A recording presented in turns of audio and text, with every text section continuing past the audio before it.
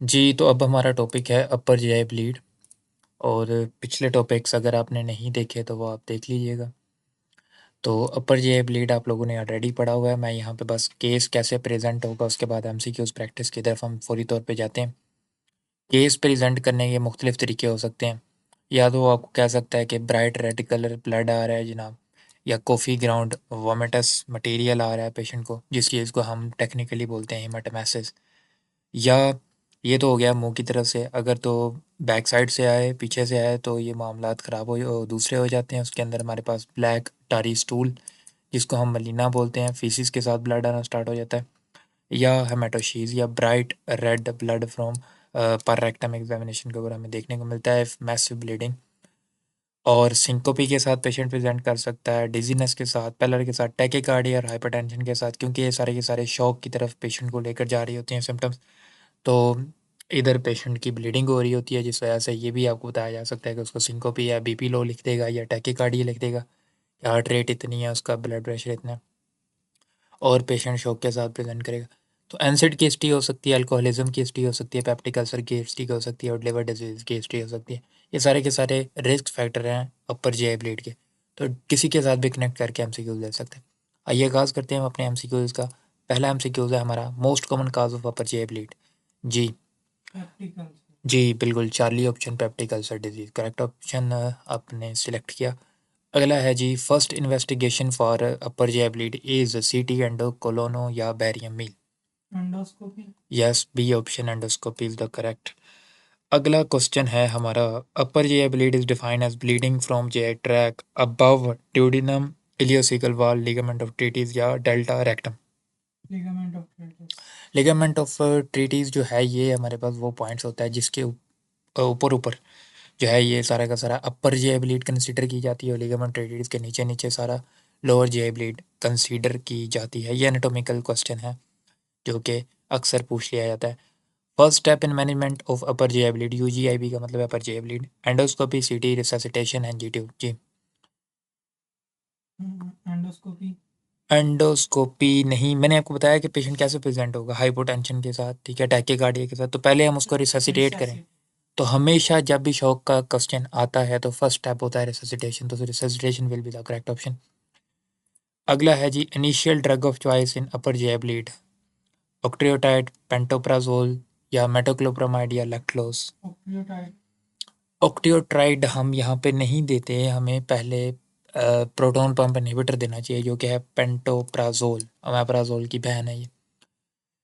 अच्छा, आगे है जी, endoscopy is ideally done within 2 hour, 6 hour, 24 hour या 72 आवर।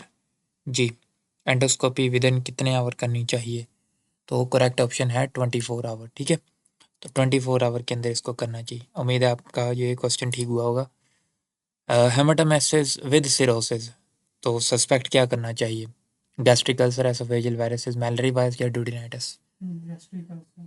हेमाटोमेसिस विद सिरोसिस, सिरोसिस कहाँ होती है? सिरोसिस हमारे पास है, सिरोसिस हमारे पास होती है, लिवर डिजीज़ की निशानी होती है। तो लिवर डिजीज़ के अंदर हमारे पास कौन सी प्रॉब्लम होती है? Esophageal varices. तो esophageal varices is the correct option. आगे बढ़ते हैं। Most common site of peptic ulcer disease in upper use GI bleed is. ये मोस्ट कॉमन साइट कहाँ पे होती है? आपको ये पता होना चाहिए पेप्टिक अल्सर मोस्ट कॉमनली कहाँ पे होता है। तो पिछली वीडियोस के अंदर हमने बताया था कि ड्यूडिनम के अंदर होता है। तो यहाँ पे देखते हैं ड्यूडिनम का कोई ऑप्शन है। Yes, first part of duodenum. क्यों? इसकी वजह यही है कि पेप्टिक अल्सर मोस्टली यहाँ पे होते हैं। अगर क्वेश्चन होता कि most common site of peptic ulcer की जगह पे लिखता गैस्ट्रिक अल्सर, फिर एंट्रम हो जाना था। आगे है जी, if massive upper GI bleed with shock, तो अगला स्टेप क्या होगा? Yes, Charlie option, IV fluid देंगे और ब्लड देंगे। उसके बाद है जी, melena occur when blood loss is at least, कितना होना चाहिए मिनिमम ब्लड लॉस के हमें मलीना देखने को मिले? तो 25 ml तक होना चाहिए। ठीक है, उसके बाद है हमारे पास, in gastric ulcer bleeding surgical procedure of choice is. जी, गैस्ट्रिक अल्सर हुआ हुआ है, पेशेंट ब्लीड कर रहा है, तो हमें क्या करना चाहिए कि सर्जिकल प्रोसीजर जो है वो हो। जी, सर्जिकल प्रोसीजर ऑफ चॉइस।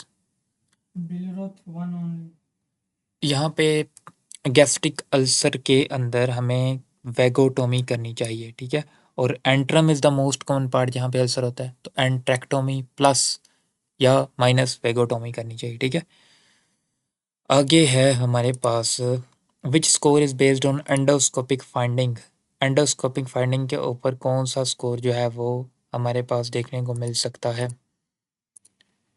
आगे है जी हमारे पास question which score is used sorry which score is based on endoscopic finding.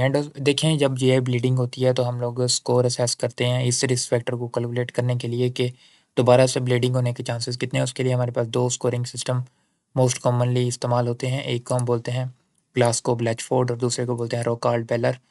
Basic question जो है वो इन दोनों में से ही होगा। Which score is based on endoscopic finding. Endoscopic finding एक के अंदर होती है एक के अंदर नहीं होती, यानी कि एक को हम पहले इस्तेमाल करते हैं जब पेशेंट सडनली हमारे पास आता है और दूसरे को हम बाद में इस्तेमाल करते हैं जब हम एंडोस्कोपिक फाइंडिंग उसकी कर लेते हैं। तो पूछना ये चाह रहा है कि कौन सा स्कोर जो होगा वो एंडोस्कोपिक फाइंडिंग की बेस के ऊपर होगा, तो वो है जी रोकाल बेलर, यस करेक्ट ऑप्शन। उसके बाद ब्लैचफोर्ड स्कोर डज नॉट इंक्लूड, जी बताएं यूरिया एंडोस्कोपिक फाइंडिंग या हीमोग्लोबिन या सिस्टोलिक बीपी। एंडोस्कोपिक अभी हमने पिछले एमसीक्यूज के अंदर देखा है, तो ये तमाम के तमाम बाकी फैक्टर्स जो हैं ये इंक्लूड होते हैं ब्लैचफोर्ड के अंदर।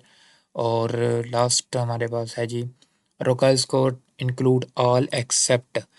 इसके अंदर कौन सा फैक्टर इंक्लूड नहीं होता। एंडोस्कोपी बिल्कुल होती है, कोमॉर्बिड डिजीज़ भी होती हैं, एज ऑफ कोर्स होगी, तो प्रोथ्रोम्बिन टाइम हमारे पास नहीं देखा जाता।